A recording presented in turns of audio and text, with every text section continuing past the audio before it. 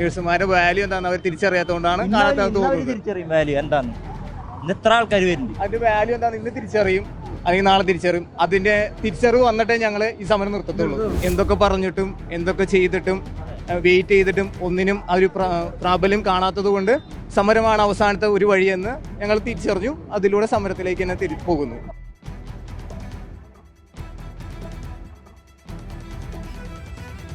നമസ്കാരം. United nurses association നഴ്സുമാരുടെ, അതായത് സ്വകാര്യ മേഖലയിൽ ജോലി ചെയ്യുന്ന നഴ്സുമാരുടെ വേതനം പുതുക്കി നിശ്ചയിക്കണം എന്നുള്ള ആവശ്യം ഉന്നയിച്ചുകൊണ്ട് സമരം കടുപ്പിക്കുകയാണ്.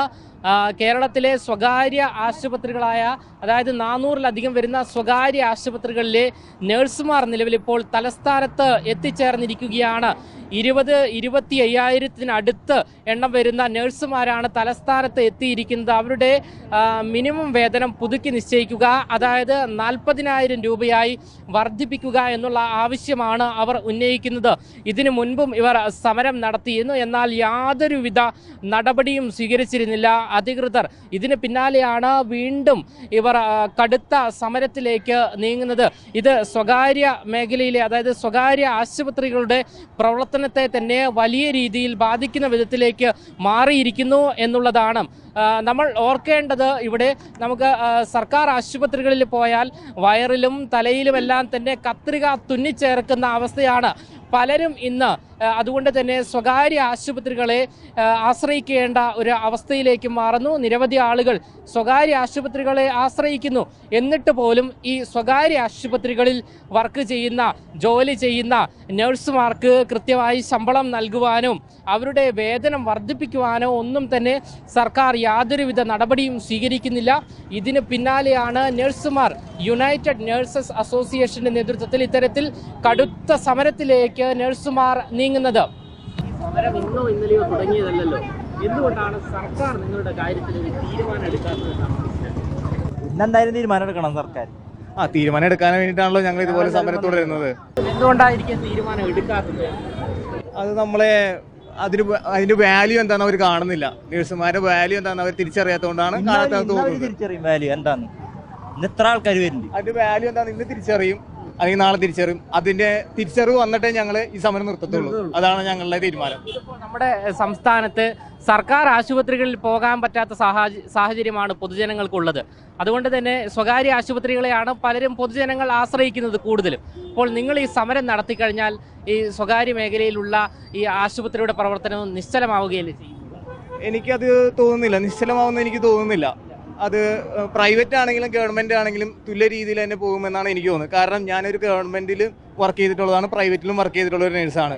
രണ്ടിലും അതേ രീതിയിലുള്ള തിരക്കുകളും അതേ രീതിയിലുള്ള പേഷ്യൻസും കണ്ട് നിൽക്കുന്ന ഒരാളാണ്. എനിക്ക് തോന്നുന്നത് രണ്ട് പ്രൈവറ്റ് ആണെങ്കിലും ഗവൺമെന്റ് ആണെങ്കിലും ഒരേ രീതിയിൽ തന്നെ വരുമെന്നാണ് എനിക്ക് തോന്നുന്നത്. ഏത് ഹോസ്പിറ്റലാണ്? ഞങ്ങൾ തൃശ്ശൂർ സൺ മെഡിക്കൽ റിസർച്ച് സെന്ററിലാണ് വർക്ക് ചെയ്യുന്നത്. സാലറി എങ്ങനെയാണ്? ഞങ്ങൾ സാലറി 24,000 സംതിങ് ആണ് ഞങ്ങൾക്ക് കിട്ടുന്നത്. പക്ഷെ അതിൽ നിന്ന് കുറച്ചുകൂടി മുന്നോട്ട് വരണമെന്നാണ് ഞങ്ങൾ ആഗ്രഹിക്കുന്നത്. നിങ്ങൾ എത്ര വേണമെന്നാണ്?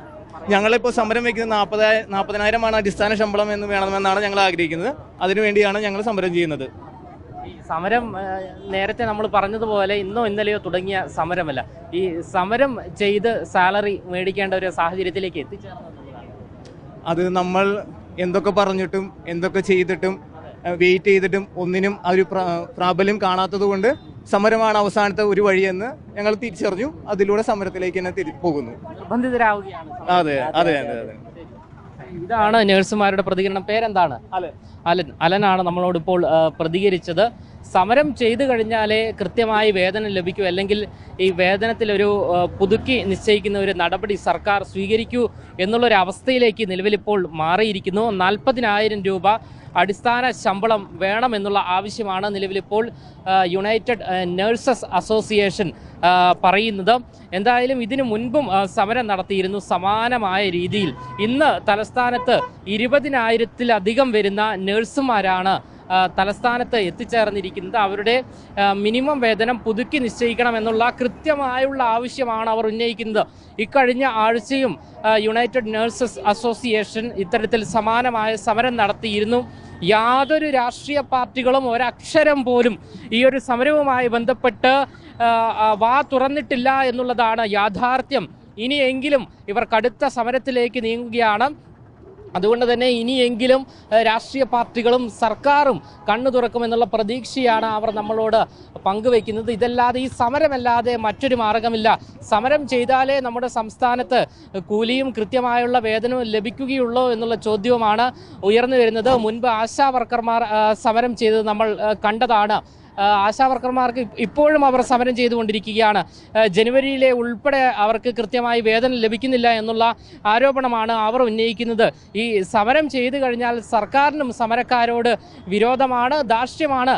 സമരം ചെയ്യുന്നവരോട് പ്രത്യേക ധാർഷ്ട്യം പുലർത്തിക്കൊണ്ട് അവരെ കണ്ടില്ല എന്ന് നടിക്കുന്ന നമ്മുടെ സംസ്ഥാന സർക്കാരാണ് കേരളത്തിൽ ഉള്ളത്. അതുകൊണ്ട് തന്നെ ഈ നഴ്സുമാരുടെ വിഷയവും എന്തുമാത്രം പ്രാധാന്യത്തോടുകൂടി പരിഗണിക്കും എന്നുള്ള ഒരു ചോദ്യവും നിലനിൽക്കുന്നു. എന്തായാലും ഇവിടെ യുണൈറ്റഡ് നഴ്സസ് അസോസിയേഷൻ കടുത്ത സമരത്തിലേക്ക് നീങ്ങുമെന്ന് വ്യക്തമാക്കുകയാണ്. അതിൻ്റെ സൂചനയാണ് ഈ ദൃശ്യങ്ങളിൽ നമുക്ക് കാണുവാൻ സാധിക്കുന്നത്. ക്യാമറമാൻ അഖിൽ അശോകിനൊപ്പം അമൽ രുദ്ര, മറുനാടൻ മലയാളി, തിരുവനന്തപുരം.